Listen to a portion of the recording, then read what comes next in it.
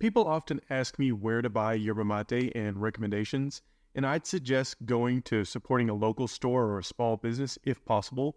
However, if you're living somewhere where you can't, like I once was, and they just don't offer the yerba that you want, check out Pampa Direct. They have the largest supply of yerba mate that I've seen, and I've learned and tried so many from them before that I've never seen anywhere else.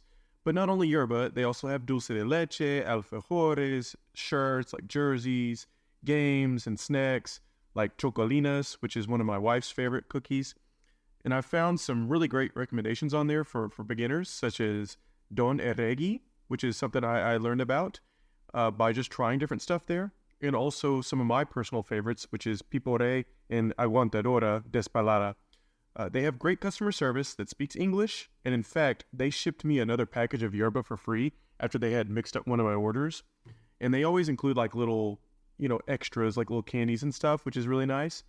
And they ship anywhere in the world, and they offer free shipping here in the U.S. with an order of $50 or more. That may change depending on your country.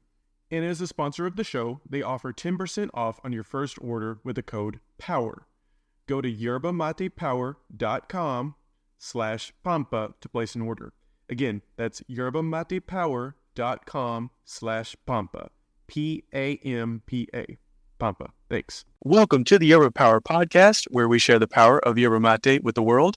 I have a very special guest today, someone that even I am super honored. Didn't think this would happen. I just basically took a shot in the dark, sent him a message, just, slid into his DMs, right? And just said, hey, you want to be on the podcast? And he agreed, which I still don't know why. But what I am so excited to share is his story about yerba mate, which you'll hear about later. But first, let me introduce David Bailis. He is a guitarist, musician. He's a vegan athlete with a sub 3-hour marathon, which is something I aspire to do. As you guys know that I've shared a little bit of my running journey on here, and just know that that's very fast.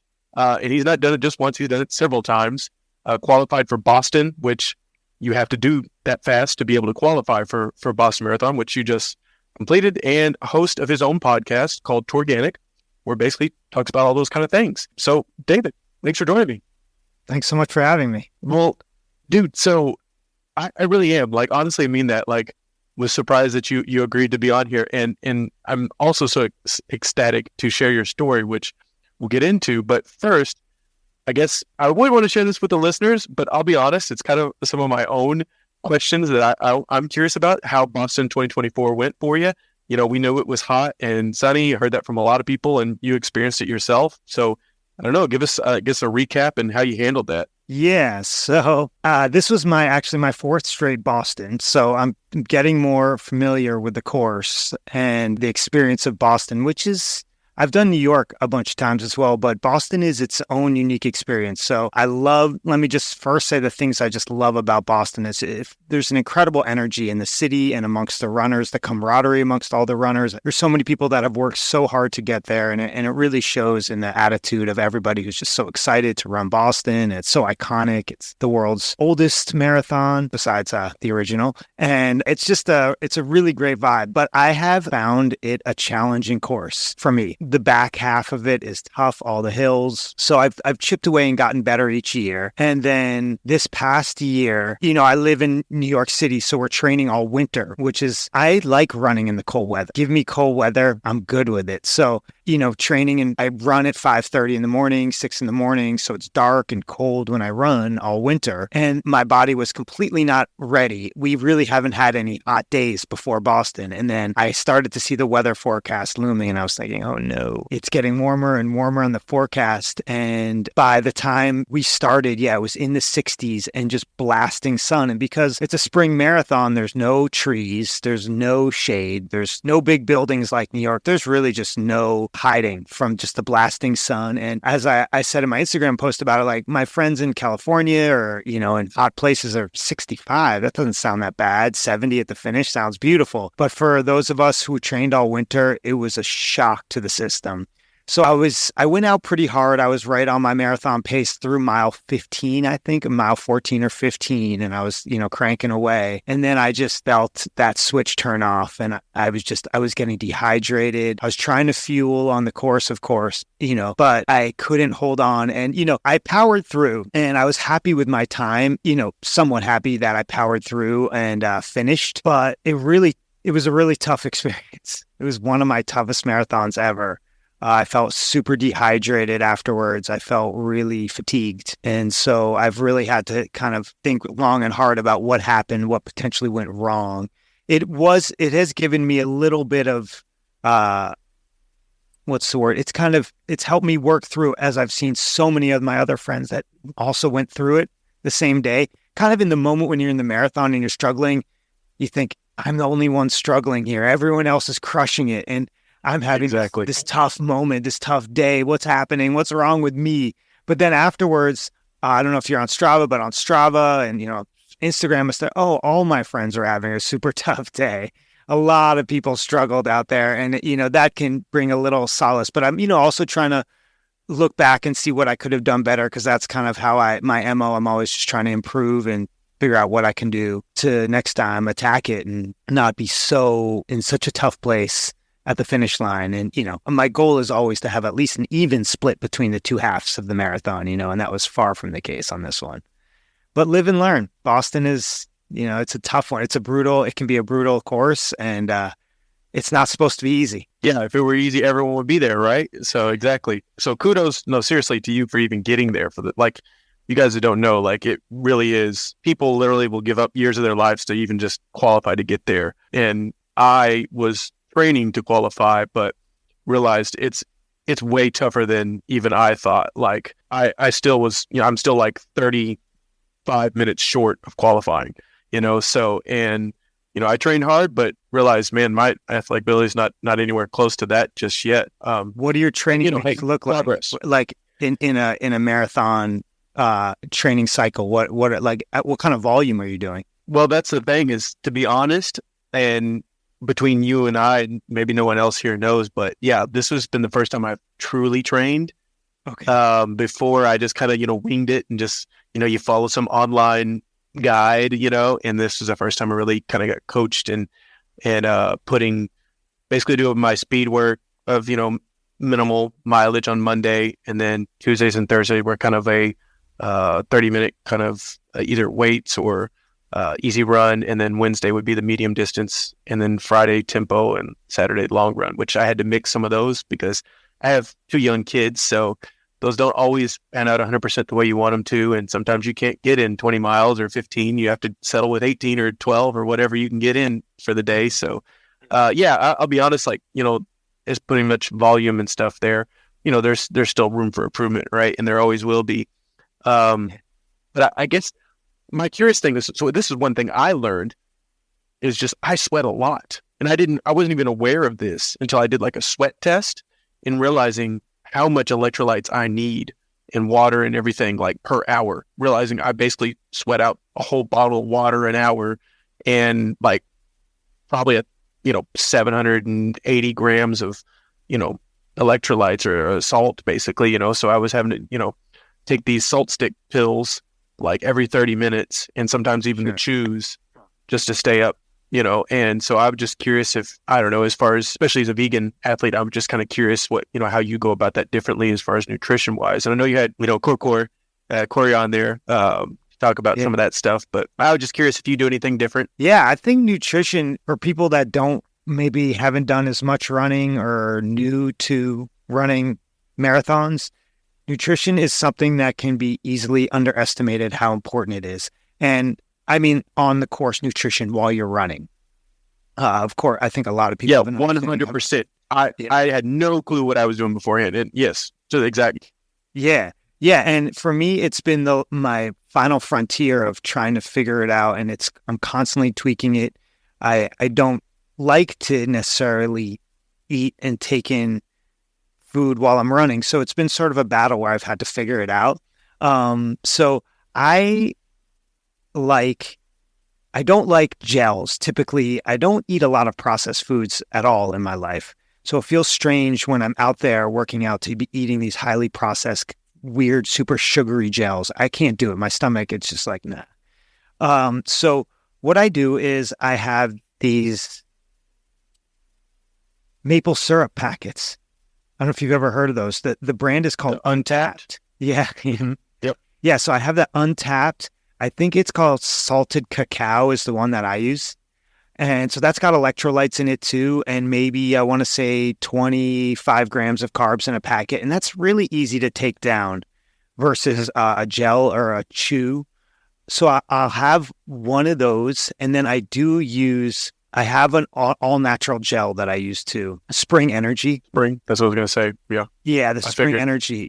Those are like 45 grams of carbs in one of those. So it really packs a punch. And the ingredients are all fairly natural. It's all ingredients you can. What's your go-to flavor? I think it's called applesauce. It's the green one. Yep. The awesome sauce. I think it's what it's called. Yeah. The apple. Yep. It tastes, for you guys that don't know, if you're curious about running. So it's like a natural, it's almost like baby food. Like the way it's like, it's made, and the way you, like, it's a squishy, paste almost that you eat for the carbs and the energy.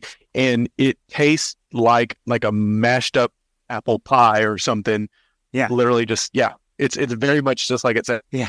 And then I will have some of the electrolyte tablets that I'll take throughout the race. And yes, like you said, around every half an hour, trying to remind myself to continue. But it's tough, man. It's tough. My body, as you get going in a marathon, you don't really want to eat. You kind of have to force yourself to. Typically, by the time you realize that you should have eaten and you haven't, it's too late. Exactly. I've heard it called like the Wile E. Coyote syndrome. It's like, where Wile E. Coyote's running, chasing the roadrunner, and all of a sudden he looks up and then there's a cliff below him with the help sign, and then drops down the cliff. That's it. There's no forgiveness there.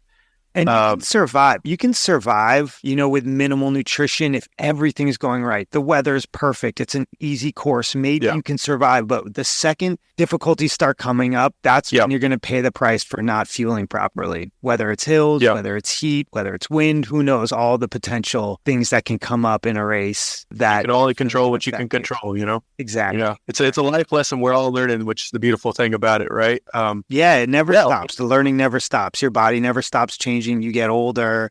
Hopefully we're getting wiser, but everything's always changing, And the other thing I would say real quick about just preparing for Boston, and if you want to try to get to that sub-3 level, is besides, as I kind of mentioned before, getting your volume up. I'm a real believer in volume. Noted. My peak weeks are like getting around 80 miles a week. And, my training cycles are usually like in the 70s, and also getting your strength training game together. I really feel that that's an essential thing. Legs, working your legs. Mm-hmm. I have a strength, I found on Runner's World, I think Runner's Magazine, where it's a strength training plan just for your legs for a marathon training cycle. But finding something like that can really lock in 2 days a week, at least working legs. Yeah, that was the first time I really took strength training seriously myself too. And I'll admit, just for you and everyone else, my volume wasn't near that high. I was, 40 to 60. Like, so, I noted, I'll maybe hit you up later for, more, but electrolytes. So you guys, that just to put this in simple terms of like your body, sweats out electrolytes. It helps with your hydration. It's basically just a compound of different, sodium, magnesium, zinc, right? And I think I'm missing one. But it's just a compound of different things that are even in salt. And so actually Yerba Mate has some electrolytes in it, minimal, but it has some. So one thing that I've been, as my way of kind of converting people from coffee to Yerba Mate is because you can still get the caffeine, and you get electrolytes. So you don't get as dehydrated, especially as a runner. And if you drink beforehand or even afterhand, versus it's a diuretic. So, you're still going to, pee a lot, but it's not the same like dehydration of, sucking away from your, your kidneys and everything that coffee does. And no offense to coffee, because I drink it too, but, just that's my kind of point that I like to hammer on, I guess you could say. But with that transition, I want to hear about your Yerba Mate story, because you have a great one that people need to hear. So I'll let you retell a little briefly what you told me before. Yeah, one of the great things about being a professional musician is I get to tour around the world, and I've gotten to see so many amazing places. And when I go places, I try to mix it up and check out their culture. And one thing in South America, in Chile, that you can find is the serious mate drinkers. And what I discovered about the mate experience there was when I had the mate, we would sit around in a big circle and we would pass around the bombilla, or I think that's the proper name. And we would pass it around, and it was ritualistic. It was a ceremony. It was really cool. And I connected with that versus it just being a beverage. Oh, you walk into Starbucks and you get your coffee. This was a completely different thing. This is a way that people connect and they sit down together and communities connect and families. And I really loved it. And even though the taste for me was really bitter, I tried to just groove with the whole thing and be a part of it, just to kind of find the experience that they've been doing for many generations down there, which is deep. And so this is what I've connected that I think you can relate to as well, and something to share that impactfulness of what we kind of talked about, how you can drink yerba mate by yourself or through a can or however you choose. No judgment here, but it adds a whole nother level of experience, just like running in community. How do you feel about that as far as, those kind of things is, human nature, but how is that experience different for you in your own words or what it was, if you can think back how it felt? Yeah, that's a cool comparison. I do think that community is so important in whatever you're into. And when you find a community and ways that we connect with other people, whether it be running or sharing a tea, mate, anything, it makes it more special and brings out the ritualistic aspect that, is so important for human beings connecting, right? Yeah, exactly. And I think that's that other thing you said, even with the Boston, of feeling like you're all alone. You're the only one suffering, and then you go through it like, dude, there's like thousands of people, even if they're going 2 hours faster than you or 2 hours slower than you, we're all suffering right now. It's a suck fest for all of us. It's just that I'm suffering for 2 hours less than you are. That's it. You know what I mean? Even the elites they're suffering for the full 2 hours. It's just, they're done in 2 hours versus the rest of us that are 3 or 4, so, right. And the same thing with like life, like the one thing that I really enjoy about the Yerba Mate circle, and, I picked this up from my wife because, it wasn't part of my culture, right? I'm, American. So if you guys didn't know, I'm, full American, born here.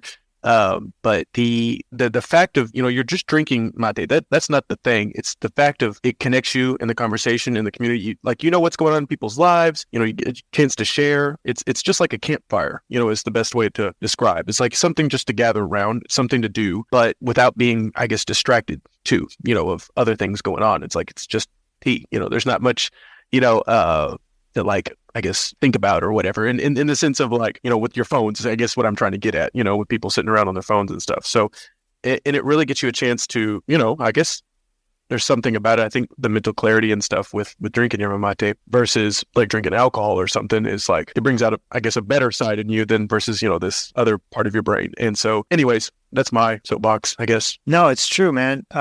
Just as we're becoming increasingly disconnected as humans in this world through technology, and people are just all in their homes and their corners and their offices and even working from home more and more.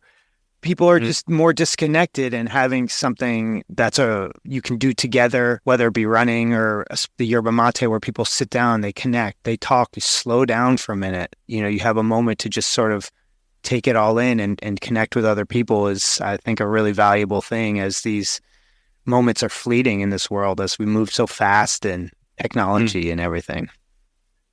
So I live in Nashville, and you live in New York City, which, Nashville's growing pretty big and pretty crazy too, but New York City is obviously a whole nother, thing.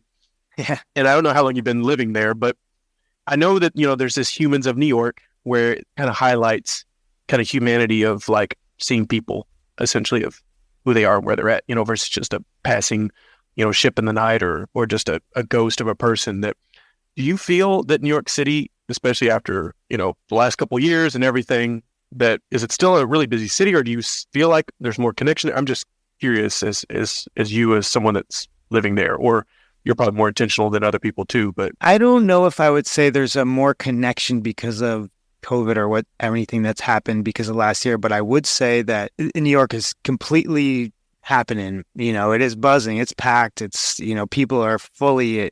I've heard other cities that maybe haven't been able to come back. I don't think that is the case at all here. I think New York is totally, totally buzzing and people everywhere. And I think there is just like a vibe in New York of people where everybody's just doing their own thing and we're all kind of crisscrossing in this crazy way through the city and everybody's off, on their own agenda. But yet I think there is a recognition that we're all New Yorkers and there's a general level of respect. Hopefully you show respect to other people and then you'll feel that respect back. Yeah, I think that's well said. Well, David, I want to just give you a chance to talk about your podcast and anything else you want the people to know. I do know it's on Apple, which, you guys are listening anywhere on Apple. Can they find it anywhere else? Yeah, Spotify. I believe it's available anywhere where you listen to podcasts. It should be. I use this app called Pocket Casts. That's how I listen to podcasts. Okay. And so I know it's available there. But yeah, I think all the places one might try to find a podcast, the podcast is available. And the podcast talks with athletes, musicians, a lot of in the vegan health world, people that I find that have something to share and teach me about training, whether they're amazing athletes or incredible musicians, and talking about a lot of it, especially at first, was talking with musicians about how they travel and try to stay healthy, because that is a really tricky thing, touring, months on end and trying to stay a healthy person, whether you're vegan, whatever you eat, it's a tricky thing. Yeah. And I also do triathlon. I used to do a lot more triathlon. And so I would be touring and training for triathlon at the same time, trying to find pools. I'd go to YMCA, whatever city I was in, waking up early, doing whatever I could. And just talking about ways that people try to stay healthy on the road. But it's really a podcast just talking to all kinds of interesting people. And please, come check it out. And then also you can find my music under my name, David Bailis, at Spotify. So please come listen as well. I'll put all that in the show notes for you guys. Easy to find. Torganic Podcast and David Bailis. I'll put it down there for you guys. Yeah, and I'll definitely tag you and link you into this as well. But I really want to honor you for your taking your time and just being willing to share, because I know you got a lot of things going on, especially if you're, touring and doing triathlons. I didn't know you're that hardcore, but I mean, I know all the time and hours that goes into that people don't see behind, even the fact of just practicing, for the next set you got. Like, there's so many hours that people don't see behind the scenes. David, anything else you want to share with the guests before we go? No, I just want to say thank you so much for reaching out. Thanks for having me. I love connecting with people and talking and sharing my experiences and learning from other people. So yeah, blessed. Thanks for having me. Appreciate it, brother. I'll connect with you in a message here in a second. I've actually got some guests for you that, if you're interested, that might got a black belt in Brazilian Jiu-Jitsu that lives in Brazil that's vegan. I don't know if that's cool. Yeah. If you're interested or not, but I can pass you his contact. And but yeah, David, honor and a pleasure to have you on. Be well. See you next time. Beautiful. Thanks for having me, man.